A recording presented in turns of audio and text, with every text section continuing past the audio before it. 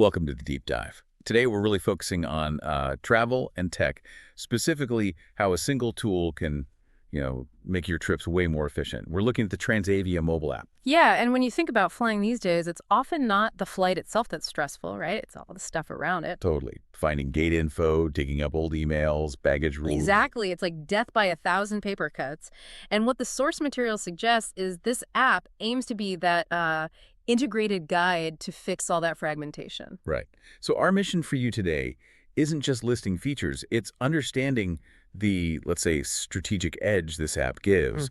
The goal is less info overload, more a single control panel for your journey. Streamlining things. And the core idea, looking at the design, it's all about pulling everything together. Self-service is key. Pulling what together exactly? Well, the sources confirm it's about consolidating all your booking info, flight details, updates, management tools, basically everything into one place. So you're not scrambling. It's about digital control. Okay, let's unpack this.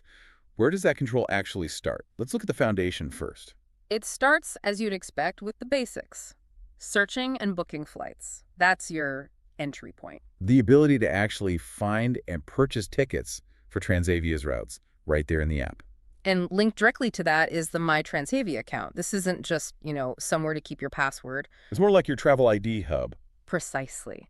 It encourages you to put in your details, contact info, personal details, maybe payment stuff right at the start. This sets up that central digital relationship.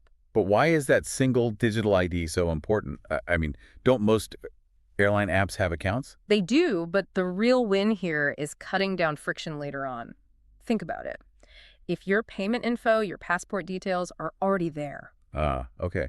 Then you're not typing it all in again every single time you want to book or change something or check in. Exactly. It removes those little administrative hurdles. It basically sets the stage so if you do need to make a quick change later, it's faster. It's like an upfront investment in being flexible down the line. Right, flexibility. And that's actually where it gets really interesting, moving beyond just searching and setting up an account to what you can do once you have a booking. Yeah, this is where the real time-saving control seems to lie, according to the sources. The app lets you manage your booking, so you can easily see your reservations and, crucially, make changes. And this management part is often where travelers hit snags, isn't it? Plans change, or maybe you realize you need more luggage than you thought. Or you forgot to pick a seat. Happens all the time. All the time. And people often underestimate luggage needs, or they don't sort out those extras until the last minute, which causes stress. And the source material is specific here.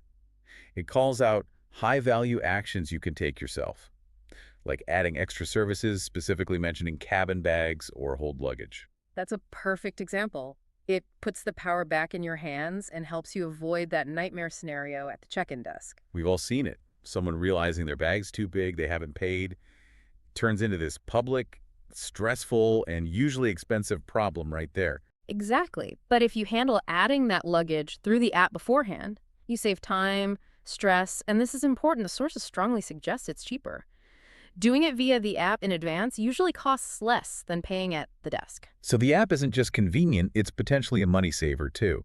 But hold on, isn't this just shifting work onto the traveler? How is me fiddling with luggage options better than talking to an agent? Well, it's about timing and leverage, really. An agent reacts to your request, often during business hours. That app is proactive, available 24/7. Okay, I see. So if I want to change my seat preference at like 3 a.m. the night before I fly. You can just do it. No waiting for a call center queue or the check-in desk to open. And that ability to reserve a seat, that's the second key thing mentioned, is strategic. How so? You go from just being given whatever seat is left to actually choosing based on your preference. Maybe you want an aisle or extra legroom if available. You're actively managing your comfort. It's control, not just going with the flow. Yeah. And that digital flexibility, that also covers the broader function of just making changes to your booking directly, right? Could be fixing a typo in a name, maybe adjusting a date if the fare rules allow, without needing a long phone call. Right. It cuts out waiting, digging up documents. Precisely. So this self-service model, even though it sounds like maybe more work for you, it's actually more efficient because you control the timing and the decision-making long before you're under pressure at the airport. That idea of shifting the preparation timeline, that's a huge point. Okay, now let's move closer to the actual travel day. The practical stuff you need when departure is near. This is where the app shifts from planning tool to, well, your actual pass. And the big one here, the function that really sets the stage for your travel day, is online check-in. This isn't just a nice to have, it's pretty critical for getting ahead, maybe snagging a better seat if you didn't reserve one. Absolutely. And here's that crucial timing detail the sources give you. Check-in is often available from 30 hours before departure. 30 hours. Okay, that's specific. Why flag that 30-hour window? Well, it's significant because a lot of airlines stick to a strict 24-hour window. That extra 6 hours Transavia seems to offer, the real head start. A strategic advantage. If you didn't pay for a seat earlier, or you just want to grab the best available free one. That 30-hour mark is your moment. Knowing that lets you be first in the digital queue, basically setting you up for a smoother day. Okay, check-in done. Then comes the actual key, Yeah. the boarding pass. The app doesn't just show it, right? You can download and store it on your phone. Yes, and this is where it gets super convenient, leveraging your smartphone's features. The sources point out you can add the boarding pass to a digital wallet, like Apple Wallet or Google Wallet. Sounds neat, but what's the real practical benefit there? Beyond just looking modern. Resilience and speed, that's the key. It's not just about looks. Storing it in the wallet means you can access it instantly, even if your phone loses connection in a crowded terminal with dodgy Wi-Fi. Ah, good point.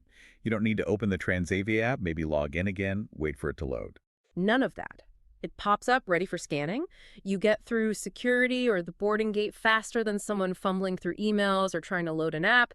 It minimizes those potential points of failure. Right, resilience is key when you're traveling. Yeah. But maybe the most vital thing once you're actually on the move is getting updates. The app handles this with notifications. Yeah, this keeps you plugged into the airline's live operations. The sources specify the kinds of updates, check-in reminders, flight status changes, gate changes, and other important travel updates. So if there's a last-minute gate change, Yeah. boom, a notification pops up. You're not relying on finding the right screen in a massive terminal. Exactly. It's a real-time safety net. Keeps you informed instantly. So if we kind of connect the dots here, Uh-huh. that 30-hour check-in, the offline-ready digital boarding pass in your wallet, the push notifications, it all adds up. It creates this almost paperless, constantly updated travel experience. The whole system seems designed to cut the risk of you missing crucial info. It keeps you tethered to that central control hub for your flight. It's almost like it anticipates problems. In a way, yes. It's built recognizing that travel can be disrupted. By giving you instant central access to check status, make changes if needed, get your boarding pass, it lets you adapt quickly if things go sideways instead of being stuck in an old-school, rigid process. So what does this all mean when you put it all together? It means the Transavia app seems to really deliver on being an essential tool. It pulls together all those tasks that used to be separate, sometimes stressful, sometimes costly, buying baggage, picking seats, checking in, getting updates into one single interface you manage yourself. It's a real shift towards, like, unified travel management. Definitely. Okay, so for you listening, think about this based on what we've discussed from the sources. Having this central control over details, combined with that key 30-hour check-in window, it can fundamentally change your travel mindset. Instead of rushing to the airport, reacting to queues and potential issues, you're empowered, really, to prepare proactively. You handle the stressful admin stuff way before you even leave home. And think about the power of knowing that 30-hour timing, that head start. It determines if you're controlling your journey or just reacting to it. It's a strategic edge. Maybe it's something for you to explore further, this whole idea of digital travel control centers and how mastering things like check-in timing can seriously boost your travel efficiency.